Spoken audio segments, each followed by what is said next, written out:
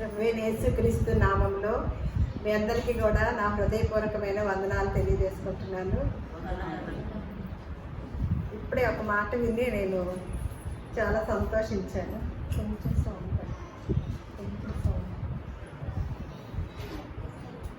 బాప్తిసం తీసుకోకపోతే ఏంటంటండి, ఒంటరి వారని విన్నాం కదా. ఇప్పుడే బాగుంది ఆ మాట, నిజంగా చాలా అర్థవంతంగా ఉంది. నేను ఫస్ట్ టైం విన్నాను. నాకు వెంటనే అసలు పరిశుద్ధాత్మ దేవుని యొక్క ఆ మాటని ఎంత గొప్పగా అనిపించిందో వెంటనే నిజమే, దానికి అర్థం కూడా నేను ఇక్కడే తెలుసుకోగలిగాను అనమాట. బాప్తిసం తీసుకోకపోతే ఎలాంటి వారు అంటే మనము, అందుకనే పౌలు గారు ఏమన్నారు, మన పేతురు గారు అపోస్తుల కార్యంలో మీరు మారు మనసు పొంది పాప క్షమాపణ నిమిత్తము ప్రతి వాడు కూడా యేసుక్రీస్తు నామమున బాప్తిస్మము పొందుడి అని. ఎవరి నామములో? ప్రతి వాడు కూడా మారు మనసు పొంది దేని నిమిత్తం? పాప క్షమాపణ నిమిత్తము బాప్తిస్మం అనేది తీసుకోమన్నారు యేసుక్రీస్తు నామంలో. మనకి మత్తయి సువార్త 1వ అధ్యాయము 21 చూద్దాము.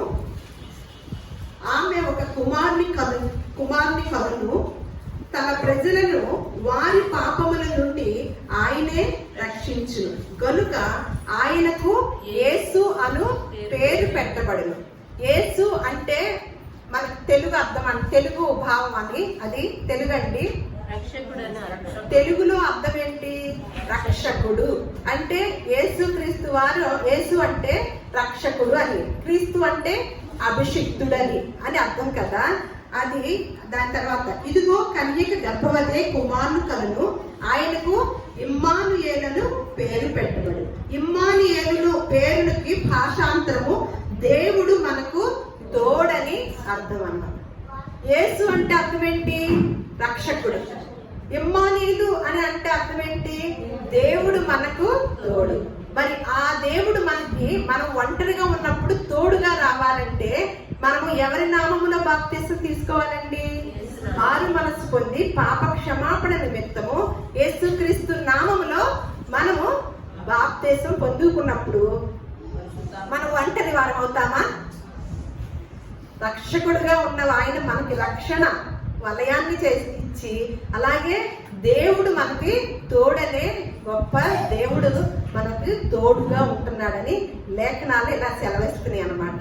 అందుకనే అది ప్రాముఖ్యమైన విషయం. మరొక జన్మెత్తటమేనమాట. ఏంటి? బాప్తిసం అనేది మరి ఒక జన్మెత్తటము. అది ఎంతమందికో అనేది వారి వారి యొక్క సమర్పణ బట్టి, వారు అంగీకరించే విధానాన్ని బట్టి. ఇప్పుడేగా చదువుకున్నాం. మరి నపుంసకుడైన ఆ ఆర్థిక శాఖ మంత్రి యెషయా గ్రంథం చదువుతుండగానే నిజంగాండి ఎంత ఆశ్చర్యం. అసలు మనం ఎన్ని సంవత్సరాలు చదువుకొని ఉంటుంటాము? మనవాళ్ళు కూడా ఎన్ని సంవత్సరాలు చదివాక రమ్మంటారు, కనిపెట్టాక రమ్మంటారు కదా. మనం దాని గురించి చాలా వివరంగా నేర్చుకున్నాం బాప్తిస్మం అనేది.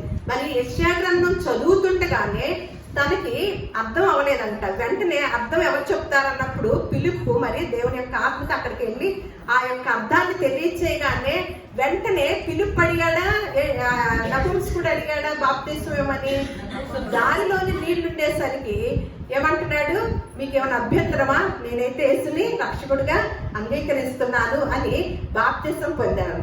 మనం ఎన్ని సంవత్సరాలు ఈ పరిశుద్ధ గ్రంథాన్ని చదువుతున్నామండి? మనకి దేవుడు తోడుగా ఉండాలని అనిపించడం లేదా? బాప్తిసం తీసుకోని వాళ్ళకి యేసు అంటే రక్షకుడు. ఆ రక్షకుడు అంటే ఏంటి? మనల్ని పాపాల నుంచి రక్షించి పరలోకానికి వారసులు చేయాల్సిన గొప్ప కార్యక్రమం కోసం వచ్చిన రక్షకుడు అన్నమాట యేసుక్రీస్తు వారు. మరి ఆయన యొక్క పని కోసం, కొన్ని కార్యాల కోసం భూలోకానికి వచ్చి ఉన్నాడు కదా. ఆ వచ్చిన కార్యాల్లో మరి మనం ఎంతవరకు ఆయనతో అనుసంధానమై ఉంటున్నామనేది ఆలోచిస్తే ప్రశ్నార్థంగా కొంతమంది జీవితాల్లో ఉంటుంది అన్నమాట. సరే, ఇప్పుడు అందరూ కూడా ఏ మాసంలో ఉన్నారండి? డిసెంబర్ మాసంలో ఉండి చాలా మంది అసలు సంవత్సరం అంతా కూడా పెద్దగా కదలిక ఉండదు. కానీ ఈ నెలారంగాన్ని ఎక్కడెక్కడ వాళ్ళకి కూడా కదలిక వచ్చిందండి, హుషారు వచ్చింది, సంతోషం వచ్చింది అనమాట. ఎందుకు? యేసుక్రీస్తు వారు పుట్టారు అని హుషారుగాను ఎన్నో విషయాల్లో ఇల్లు శుభ్రం చేసుకునే విషయంలో ఏంటి, కొత్త బట్టలు కొనుక్కునే విషయం ఏంటి, అసలు ఎక్కడ లేని ఆనందాన్ని అంతా ఈ యొక్క 25వ తారీఖు తీసుకొచ్చుకుంటారు కదా. క్రైస్తవులైన వారి గురించి చెప్తున్నాను అనమాట. ప్రపంచంలో క్రైస్తవుల గురించి చెప్తున్న మాట ఏంటంటే, ఇంకా ఆయన పుట్టిన దినాల్లో ఉన్నామా? ఆయన మొదటిసారిగా వచ్చారు కదా, మొదటిసారిగా వచ్చి పుట్టిన దినంలో మనం ఉన్నామా? ఆయన రెండవసారి రాబోతున్న దినాల్లో మనం ఉన్నామండి? అసలు ఆయన పుట్టాడని ఉందా? ఒకసారి చూద్దాం.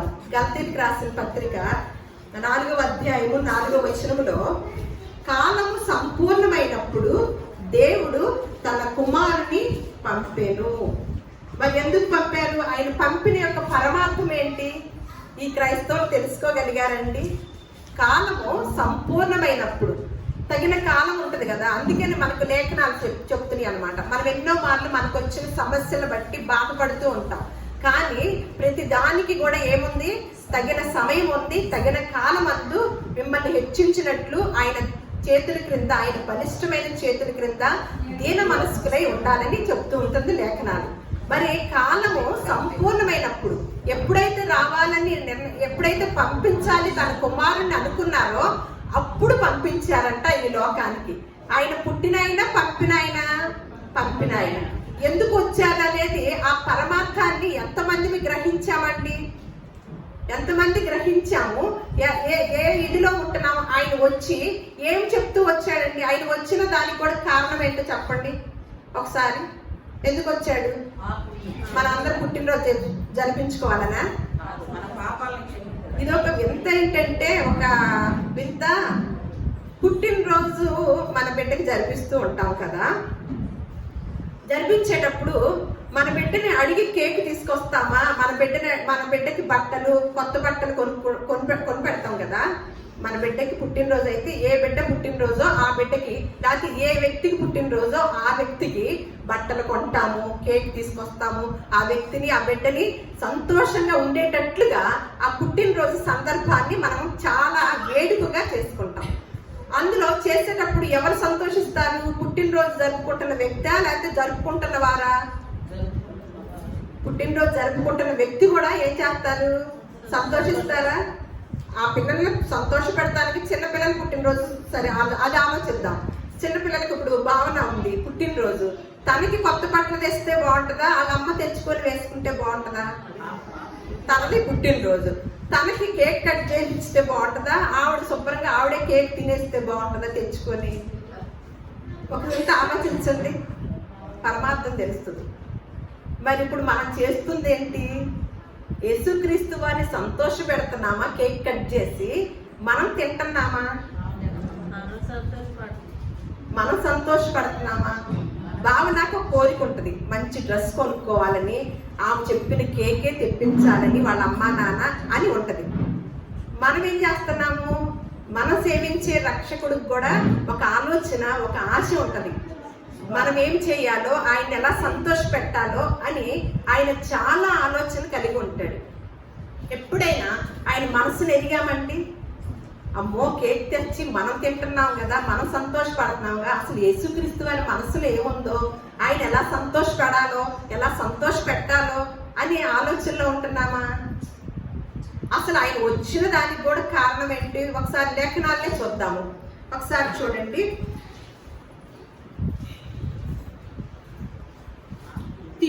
మొదటి తిమోతికి రాసిన పత్రిక 1వ అధ్యాయము 15వ వచనం చదువుతాం. 1 తిమోతికి రాసిన పత్రిక నేను చదువుతాను. పాపులను రక్షించుటకు క్రీస్తు యేసు లోకమునకు వచ్చాడు. ఎందుకు వచ్చాడంటండి? ఆయన ఎందుకు వచ్చాడు? పుట్టినరోజు జరుపుకోవటానిక? ఎందుకు వచ్చాడంట? పాపులను రక్షించుటకు క్రీస్తు యేసు ఈ లోకానికి వచ్చి ఉన్నాడంట.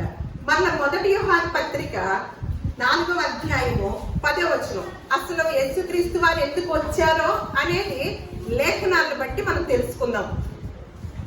మనము దేవుణ్ణి ప్రేమించితిమని కాదు, తానే మనలను ప్రేమించి మన పాపములకు ప్రాయశ్చిత్తమై ఉండుటకు తన కుమారుణ్ణి పంపెను. ఎందుకంట మనం దేవుణ్ణి ప్రేమించామని మనల్ని ఎన్నుకున్నాడా? ఇక్కడ తానే మనల్ని ప్రేమించి ఏం చేశాడంట? తండ్రి మన పాపాలకి ప్రాయశ్చిత్తం చేయాలని ఉండుటకు తన కుమారుణ్ణి పంపినంట. పంపి మన పాపాలను ప్రాయశ్చిత్తం చేసి కడిగి పరలోకానికి చేర్చాలని నిర్ణయం అన్నమాట. సరే, యేసుక్రీస్తు వారు కూడా వచ్చి ఏమి బోధించారో మరి చూద్దామా? ఆయన వచ్చారు కదా, ఆయన పుట్టారు, పుట్టుకైపోయింది, ఎక్కడ స్థలం లేక పశువుల తొట్టిలో పడుకోబెట్టవలసి వచ్చింది. పుట్టింది ఎక్కడో మనకు తెలియదు. తర్వాత బాలుడిగా ఉన్నప్పుడు మనుషుల దయలోను పెద్దల దయలోను ఆయన ఎదిగాడని 12వ ఏట ఏమన్నా ఆ యెరూషలేము దేవాలయంలో తప్పిపోయినప్పుడు ఆయన అక్కడ పెద్దల మధ్య కూర్చొని మాట్లాడుకోవటం అవన్నీ కూడా కొంతవరకు మనం చూస్తాం.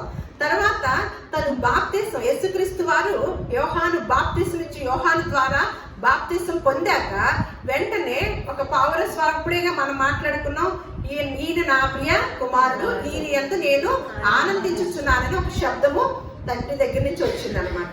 అది అయిపోయాక ఏమైంది? అపవాది చేత శోధించబడి లేఖనాల ద్వారా అపవాదితో సమాధానం చెప్పి, అపవాదితో తను లేఖనాల ద్వారానే సమాధానం చెప్పి తరువాత తన యొక్క పరిచర్యను మొట్టమొదటిగా ఆరంభించినప్పుడు ఏం మాట్లాడారో ఇక్కడ చూద్దాం అన్నమాట. మత్తయి సువార్త 4వ అధ్యాయము 17వ వచనం. ఒకవేళ ఆయన మొట్టమొదటిగా బోధింపు మొదలు పెట్టినప్పుడు మనల్ని ఏమన్నా పుట్టినరోజులు చేసుకోమన్నారో లేకపోతే ఇంకేదన్నా చేసుకోమన్నారో చూద్దాం. ఏం చేస్తున్నారో ఆయన కూడా ఏం చెప్తున్నారో చూద్దాం అనమాట. యేసుక్రీస్తు వారు చెప్తున్నారు అనమాట. పరలోక రాజ్యము సమీపించి ఉన్నది కనుక మారు మనసు పొందుడని చెప్పుచు ప్రకటింప మొదలుపెట్టాడు.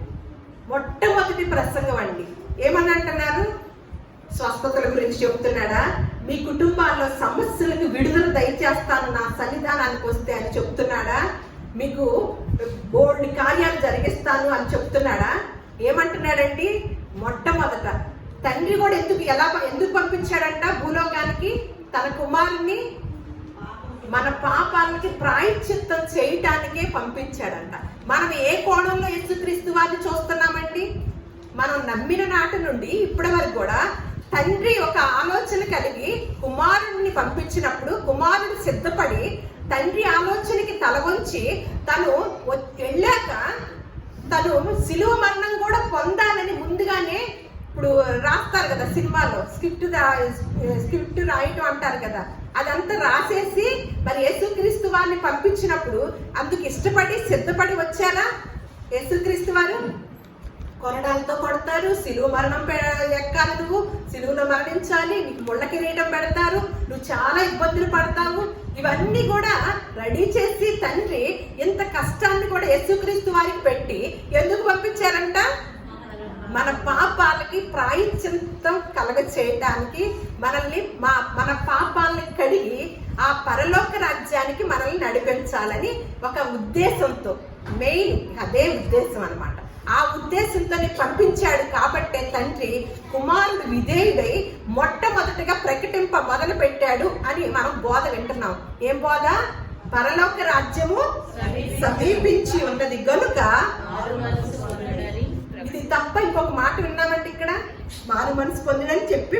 అలాగే మత్తయి సువార్త కూడా మళ్ళా 3వ అధ్యాయము 1-2 వచనాల్లో, ఆ దినముల యందు బాప్తిసమిచ్చు యోహాను వచ్చి పరలోక రాజ్యము సమీపించి ఉన్నది, మారు మనసు పొందుడని యూదయ అరణ్యములో ప్రకటించుచుండెను. మళ్ళా మార్కు సువార్త 1వ అధ్యాయము 15వ వచనంలో కూడా అక్కడేమన్నా బాప్తిసమిచ్చి, ఇక్కడేమన్నా మనం చదువుకున్న చోట బాప్తిసమిచ్చి యోహాను కూడా ఏం చెప్తున్నాడండి?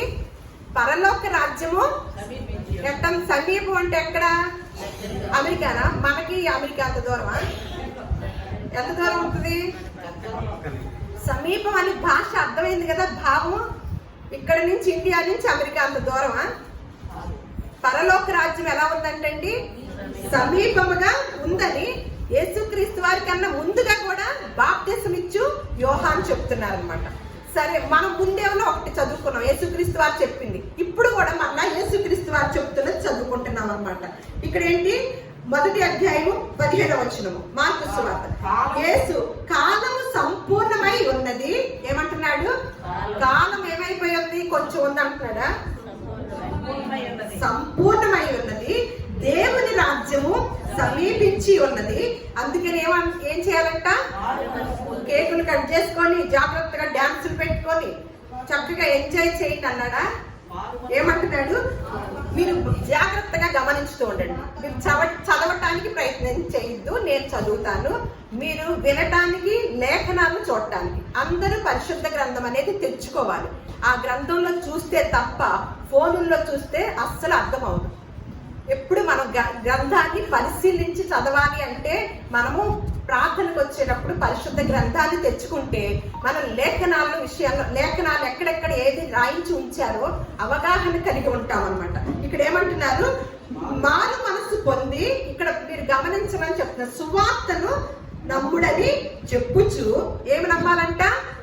సువార్తని నమ్మాలని చెప్పుచు దేవుని సువార్త ప్రకటించుచు. ఎవరు? యేసుక్రీస్తుల వారు ప్రకటించుచు గలిలయకు వచ్చును. ఆయన ఏమంటున్నాడు? గలిలయకు ఏమని చెప్పాడు? మారు మనసు పొంది సువార్తను నమ్ముడని చెప్పుచు. ఏదైతే మీకు సువార్త వచ్చిందో దాన్ని నమ్మండి. తర్వాత ఏం చేయాలి? సువార్తని ప్రకటించండి. నేనేది చేసి వెళ్ళాను, నేనే మార్గమును సత్యమును జీవమునై ఉన్నాను. మనం అలాంటి ఆయన్నేగా అనుసరిస్తుంది. ఆయన వచ్చి ఏం చేశాడంట? సువార్తని నమ్మాలని చెప్పాడు. నేను సువార్తని ప్రకటించుచున్నాను. ఇందుకొరకే కదా నేను వచ్చింది తండ్రి దగ్గర నుంచి అని మనం ఇంకో చోట విన్నాం అనమాట. కానీ యేసుక్రీస్తు వారు కూడా వెళ్ళేటప్పుడు ఏం చెప్పారో ఒకసారి మార్కు సువార్త 16వ అధ్యాయం 15వ వచనం. మీరు సర్వలోకమునకు వెళ్ళి సర్వ సృష్టికి సువార్తను ప్రకటించుడి. మరి యేసు చెప్పిన ఆ పరలోక రాజ్యం మరి సర్వ సృష్టికి వెళ్ళాలంటే ఏం చేయాలి? సువార్త ప్రకటించాలి. వారందరూ కూడా మారు మనసు పొందితే ఎక్కడికి వెళ్తారు? దేవుని యొక్క రాజ్యంలోకి వెళ్తారు కదా. ఇదంతా లేఖనాలు చూసాం కదా. మరి యేసుక్రీస్తు వారి యొక్క పుట్టుకని ప్రాధాన్యతంగా ఎంచుకుంటారా? ఆ మహానుభావుడు అసలు ఎంత పర్పస్ మీద భూలోకానికి వచ్చాడో అని దాన్ని గొప్పగా ఎంచుకుంటారండి. ఇంత ప్రాసెస్ జరుగుతున్న విధానంలో అంత గొప్ప మహానుభావుడు ఆ ధరణి ఆ పరలోకాన్ని విడిచి భూలోకానికి వచ్చాడు అంటే ఎంత పెద్ద పని మీద, ఎంత పెద్ద ఒక ప్రణాళికను సిద్ధం చేసుకొని వచ్చాడని మనం గుర్తెరిగితే దానిలో మనం కూడా గొప్పగా ఎంచుకోగలుగుతామా? తక్కువగా ఎంచుకోగలుగుతామా? గొప్పగా ఎంచుకోగలుగుతాం. అసలు యేసుక్రీస్తు వారి యొక్క మొదటి పుట్టుక దినాల్లోనే మనం నిలిచిపోతున్నాం. కానీ అసలు రెండవ రాకడ విషయంలో ఏం చెప్పారో మనం మొదటి విషయంలో ఉండాలా అనేది ఒకసారి అపోస్తుల కార్యములు చూద్దాము. చూశాక నేను ఒక వ్యక్తి గురించి చెప్తానన్నమాట. ఆయన ఉన్న కాలంలోనే ఒక అసలు చాలా గొప్ప వ్యక్తి, ఆయన మనం చూద్దాం, ఈరోజు పరిచయం చేసుకుందాము. అపోస్తుల కార్యములు 1వ అధ్యాయము 3వ వచనం. ఆయన శ్రమ పడిన తరువాత 40 దినముల వరకు వారికి అగబడుచు దేవుని రాజ్యము విషయములను గూర్చి బోధించుచు. బాబోయ్, మొట్టమొదటి బోధ పరలోక రాజ్యమే సమీపంగా ఉంది అన్నాడు. అసలు నేను రావటం కూడా మీ పాపాల ప్రాయశ్చిత్తం కోసమే వచ్చాను అంటున్నాడు. మొట్టమొదటి బోధ పరలోక రాజ్యమే.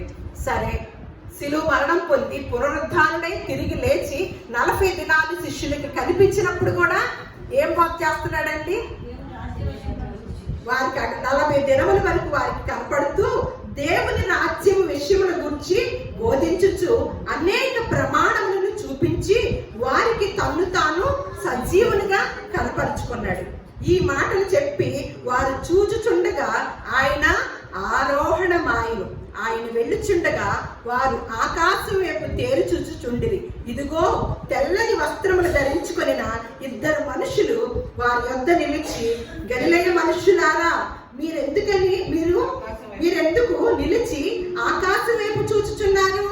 మీ యొద్ద నుండి పరలోకమునకు చేర్చుకొనబడిన ఈ యేసే ఏ రీతిగా పరలోకమునకు వెళ్ళుట మీరు చూచితిరో ఆ రీతిగానే ఆయన తిరిగి వచ్చునని వారితో చెప్పెను. రెండవసారి వస్తానన్న దినాల్లో ఉన్నామా? ఇప్పుడు మళ్ళా పుట్టిన దినాల్లోనే ఉన్నామా? మరి దేనికి సిద్ధపడాలండి? ఏమని చెప్పారు ఇక్కడ? ఒక దూతలు వచ్చి ఏం చెప్తున్నారు శిష్యులకి? ఎందుకు మీరు నిలుచొని అలా చూస్తున్నారు?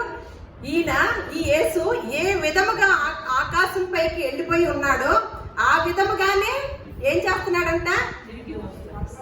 ఈ యేసే ఏ రీతిగా పరలోకమునకు వెళ్ళుట మీరు చూచితిరో ఆ రీతిగానే ఆయన తిరిగి వస్తాడని చెప్తున్నాడు అన్నమాట. మరి దానిలో ఉన్నామా?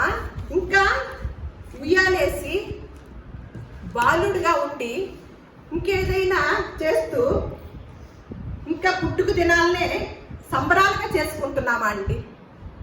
ఎక్కువగా ప్రపంచంలో ఉన్న క్రైస్తవులు ఏం సంబరాలు చేసుకుంటున్నారు? కానీ యేసుక్రీస్తు వారు ఏమైనా బాలుడుగా ఉన్నాడా? ఇంకా పాకేయాలా? మళ్ళా పశువులు పాకేసి మళ్ళీ ఒక బొమ్మను పెట్టి ఇలా చేసుకుంటూ డ్యాన్సులతో కాలయాపన చేస్తామా అండి? కాదు. ఏ రీతిగా వెళ్ళాడో పరలోకము మళ్ళా ఆ రీతిగానే రాబోతున్నారు. వచ్చినప్పుడు ఎక్కడికి తీసుకెళ్తానంటున్నాడు మనల్ని? దానికి సిద్ధపడిన ఒక వ్యక్తి ఉన్నాడండి. దానికి సిద్ధపడిన ఒక వ్యక్తి ఆయన చాలా, నాకు ఆ క్యారెక్టర్ని చూస్తే చాలా నచ్చింది అనమాట. ఒకసారి నేను రిఫరెన్స్ అన్ని 4 సువార్తల్లో కూడా ఆ వ్యక్తి గురించి రాసి ఉంటది. ఆయన ఉన్న కాలంలోనే దేవుని రాజ్యానికి సిద్ధపడిన వ్యక్తి అనమాట. యేసుక్రీస్తు వారు ఉన్న కాలంలోనే దేవుని రాజ్యాన్ని అంగీకరించిన వ్యక్తి, సిద్ధపడిన వ్యక్తి. మరి యేసుక్రీస్తు వారు వెళ్ళిపోయి 2024 సంవత్సరాలు అయినప్పటికీ మనము దేనికి సిద్ధపడుతున్నామండి? దేవుని రాజ్యానికి సిద్ధపడుతున్నామా? లేకపోతే ప్రతి సంవత్సరం డిసెంబర్ వస్తుందంటే క్రిస్మస్ చేసుకోవటానికి సిద్ధపడుతున్నామా? ఈ వ్యక్తిని చూద్దాం. ఈ వ్యక్తి యొక్క గొప్పతనాన్ని చూద్దాం. చిన్న క్యారెక్టర్ అన్నమాట. కొంత సిచ్యువేషన్ మనం చూస్తాము, కానీ గొప్ప వ్యక్తి. చిన్న క్యారెక్టరే కానీ గొప్ప వ్యక్తి అన్నమాట. మార్కు సువార్త 15వ అధ్యాయము 43వ వచనం. సాయంకాలం అయినప్పుడు అరిమతయ యోసేపు తెగించి పిలాతు నొద్దకు వెళ్ళి యేసు దేహము తనకిమ్మని అడిగాను. అతడు ఘనత వహించిన ఒక సభ్యుడై దేవుని రాజ్యము కొరకు ఎదురు చూచేవాడంట. ఏమిటంట? సాయంకాలం అయినప్పుడు యేసుక్రీస్తుని సిలువ వేసేసారండి. ఆయన బాడీని ఏం చేస్తున్నాడంటే అరిమతయ యోసేపు అని ఒక వ్యక్తి ఉన్నాడు అన్నమాట, శిష్యుడు. ఆయన ఏం చేశాడంట? ఆ పిలాతు దగ్గరికి ఎలా వెళ్ళాడంట? తెగించి అంటే వెళ్ళే విధానము, అవకాశం లేదనమాట. అదంతా సిచ్యువేషన్ అంతా ఎప్పుడైతే యేసుక్రీస్తు వారిని సిలువేశారో అక్కడ ఉన్న సిచ్యువేషన్ అంతా చాలా భయమైన వాతావరణంలో ఉందన్నమాట. ఆయన వెంబడించిన శిష్యులు కూడా చాలా దూరంగా ఉండి బాధపడుతూ అసలు ఎవరికి కనపడకుండా మనల్ని ఏం చేస్తారో అని, ఆ గురువు గారినే సిలువ మరణం వేశారు కదా, మనల్ని ఏం చేస్తారని దూరంగా ఉన్న సమయాల్లో, భయ ఆందోళనతో ఉన్న సమయంలో తెగించి ఎవరి దగ్గరికి వెళ్ళాడంట? పిలాతు వద్దకు వెళ్ళాడంట. వెళ్ళి యేసు దేహమును తనకిమ్మని అడిగాడంట. ఆయన ఎలాంటి వాడంటండి? అతడు ఘనత వహించిన ఒక సభ్యుడై ఏం చేస్తున్నాడంట? అప్పటికే దేవుని రాజ్యము కొరకు ఎదురు చూస్తూ ఉన్నాడంట. ఈయనొక్కడే పేరు రాయబడిందండి ఇలాంటి మాటకి.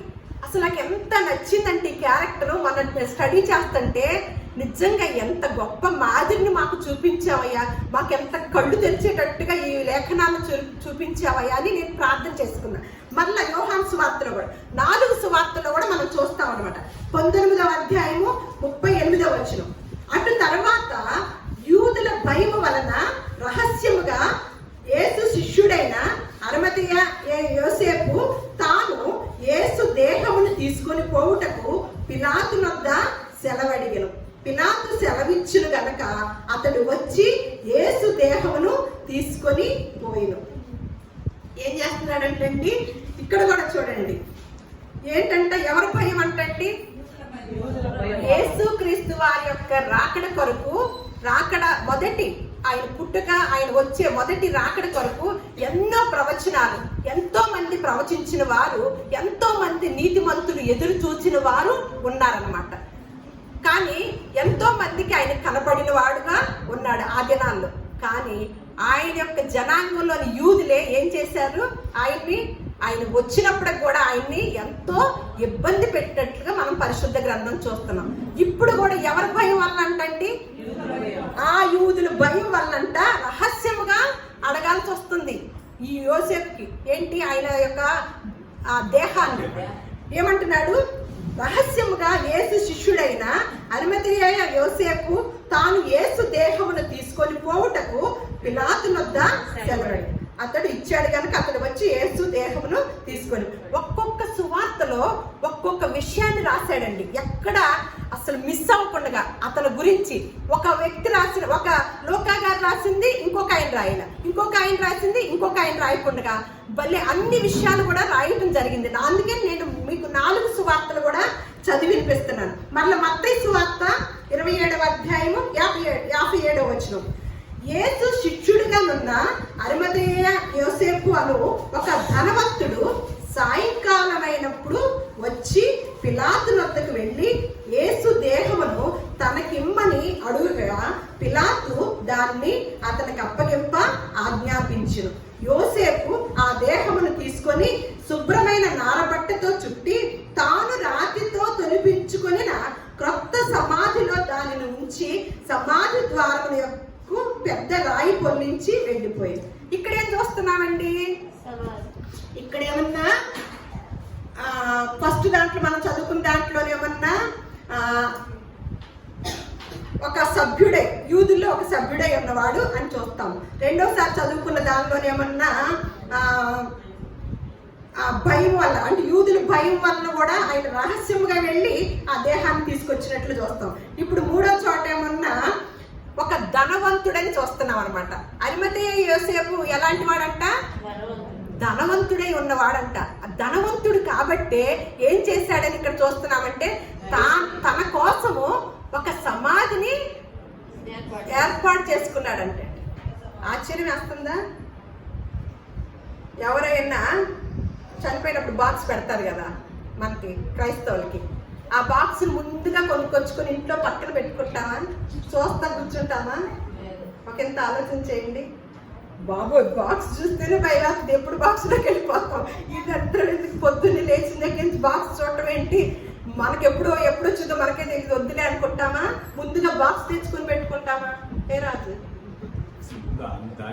అసలు ఆలోచన చేయటానికే భయం వేస్తుందంట. అవునా? అసలు సమాధి తవ్వించుకోవాలన్నా, ఆ బాక్స్ తెప్పించుకోవాలన్నా భయం వేస్తుందా?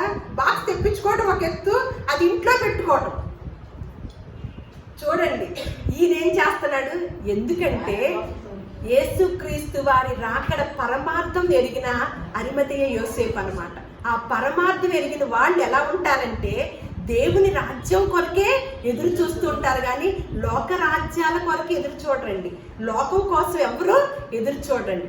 ఈయన ఎందుకని ఏం చేశాడు? ముందుగానే తన కోసము ఒక సమాధిని ఏర్పాటు చేసుకొని ఉంచుకున్నాడంటండి. ఏం చేశాడు? వెంటనే మంచి ఆలోచన వచ్చింది. యేసుక్రీస్తు వారంటే ఇష్టం కదా, ఆ దేహాన్ని ఏం చేశాడంట? యేసు శిష్యుడిగా ఉన్న అరిమతయ యోసేపు అని ఒక ధనవంతుడు సాయంకాలం అయినప్పుడు వచ్చి పిలాతు వద్దకు వెళ్ళి యేసు దేహమును తనకిమ్మని అడుగగా పిలాతు దాన్ని అతనికి అప్పగింప ఆజ్ఞాపించు. యోసేపు ఆ దేహమును తీసుకొని శుభ్రమైన నారబట్టతో చుట్టి తాను రాతిలో తొలిపించుకొని క్రొత్త సమాధిలో దానిని ఉంచి సమాధి ద్వారమునకు పెద్ద రాయి పొల్లించి వెళ్ళిపోయాడు. మళ్ళా లోకా సువార్తలో చూద్దాం. అరిమతయ అను యూదుల పట్టణపు సభ్యుడైన యోసేపు అను ఒకడు ఉండెను. అతడు ఎవరు సభ్యుడు, ఏ సభ్యుడు, ఇందులో ఎవరు సభ్యుడు అయ్యాడు ఇక్కడ. ఇప్పుడు ఈయన కూడా ఈయన డీటెయిల్స్ ఇక్కడ తెలుస్తుంది అనమాట. ఈయన కూడా ఎవరంటండి, అంత ముందేమన్నా ఒక సభ్యుడు అనుకున్నాము, ధనవంతుడు అనుకున్నాము, ఇలా చెప్పుకున్నామే. కానీ ఇక్కడికి వచ్చేసరికి యూదుల్లో కూడా, ఆ యూదుల్లోనే ఒక సభ్యుడు. మరి వాళ్ళలాంటి మనసు లేదే ఈ అరిమతయి యోసేపుకి? లేకంట. ఏమంటున్నాడు ఇక్కడ, అరిమతయి అను యూదుల పట్టణపు సభ్యుడైన యోసేపు అను ఒకడుండెను. అతడు ఎలాంటి వాడంటే మరలా చెప్తున్నాడు అనమాట. ఎవరు? లూకా గారు ఇంకా వివరిస్తున్నాడు. అతడు సజ్జనుడును నీతిమంతుడై ఉండి వారి ఆలోచనలకు, ఎవరు యూదుల ఆలోచన ప్రకారము, వారి యొక్క వంశంలో వ్యక్తే కదా. అప్పుడు ఏం చేస్తాడు, వాళ్ళలాగా వాళ్ళకు కొన్ని ఆలోచనలు ఉన్నాయి కదా యూదులకి. అసలు యేసుక్రీస్తు వారిని సిలువేయమన్నదే వాళ్ళు కదా. కానీ వారి ఆలోచనలతో ఈయన ఆలోచన లేకుండా ఏమంటున్నాడు, వారు యూదుల ఆలోచనకును వారు చేసిన పనికిని సమ్మతింపక ఏం చేశాడంటే ఈయన ఆ యూదుల మాటకి సమ్మతింపలేదంట. వ్యక్తిగా మనం ఇక్కడ అరిమతయి యోసేపుని చూస్తున్నామండి. అతడు ఎలాంటి వాడు? సజ్జనుడు, నీతిమంతుడు. వాళ్ళ యూదుల ఆలోచనకి, వారు చేసిన పనికి, వారి ఆలోచనకి సమ్మతింపని వాడు. యేసు దేహము తనకిమ్మని అడుగుకొని దానిని క్రిందకు దించి సన్నపు నారపట్టుతో చుట్టి తొలిచిన రాతి సమాధిలో ఉంచెను. అందులో ఎవడును అంతకు మునుపెప్పడును ఉంచబడలేదు. ఏంటండి తన కోసం ఏర్పాటు చేసుకున్నాడు సమాధి. ముందుగానే దేవుని రాజ్యము కొరకు కనిపెట్టుకొని ఉంచున్నాడు. యేసుక్రీస్తు వారి మొట్టమొదటి బోధ ఏంటంటే, పరలోక రాజ్యము సమీపముగా ఉంది, మారు మనసు పొందండి, సువార్తను ప్రకటించండి, సువార్తని నమ్మండి, సువార్తను ప్రకటించండి. అందుకని సువార్త ప్రకటించు వారి పాదములు ఎంతో సుందరములై ఉన్నాయి. ఎవరైతే సువార్త ప్రకటించే దానికి పాలిభాగస్తులు అవుతారో, వారి యొక్క సొమ్మునైనా, సామర్థ్యాన్నైనా, వారి సమయాన్నైనా మనము పెడితే కనుక ఖచ్చితంగా మనము దేవుని యొక్క రాజ్యానికి వారసులలో ఒక మెట్టు ఎక్కుతామన్నమాట.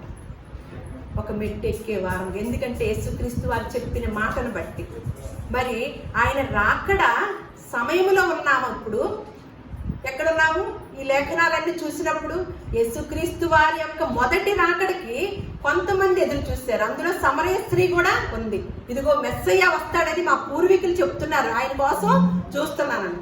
కానీ ఆయన వచ్చాడు, ఆయన గురించి చెప్పాడు, అయిపోయింది. మళ్ళీ మనం కూడా దేనికోసం ఎదురు చూస్తున్నామండి? మళ్ళీ పుట్టినరోజు చేసుకుందామని. సంవత్సరం పుట్టినరోజు చేసుకుని ఎట్టగొట్ట అప్పుడన్నా కొత్త బట్టలు వస్తాయి కదా, అప్పుడన్నా కేక్ తింటాము కదా, ఈ ఆలోచనతో ఉంటున్నామే. కానీ అది అయిపోయింది. అసలు దేవుడు ఈ లోకానికి తన కుమారుని కాలము సంపూర్ణమైనప్పుడు పంపించిన విధానం ఏంటంటే, మన పాపాలని ప్రాయశ్చిత్తం కొరకు తన కుమారుని పంపించాడు. ఆ పాపాలని కడిగి పరలోక రాజ్యానికి వారసులు చేయాలని ఆ యొక్క ఆలోచన, ప్రణాళిక కలిగి ఉంటే, ఆ ప్రణాళికనంతటిని కూడా మనం ఏం చేస్తున్నాం?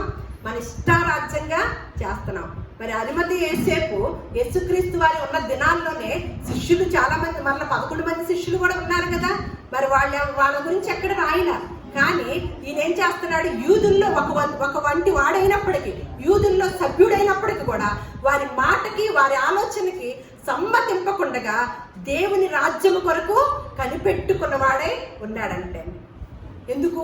యేసుక్రీస్తు వారి మొదటి బోధని విశ్వసించిన వాడై పరలోక రాజ్యం సమీపిస్తుంది కాబట్టి నేను ఆ రాజ్యానికి సిద్ధపాటుగా ఉండాలి. ఇప్పుడు మనం ఎట్లా ఉండాలండి? ఇప్పుడు ఎందులో ఉన్నామండి? రెండవసారి వచ్చే టైంలో ఉన్నాం అనమాట. మరి ఇప్పుడు మనం ఏం చేయాలి? కేక్ కట్ చేసుకోవాలా? రెండవ రాకడికి సిద్ధపడాలా? మరి రెండవ రాకడికి ఏముంటాయి అని అంటున్నాడు. ఒక్కసారి ఆ వచనం చూసి ముగించుకుందాం. మత్తయి సువార్త 24వ అధ్యాయము. మత్తయి సువార్త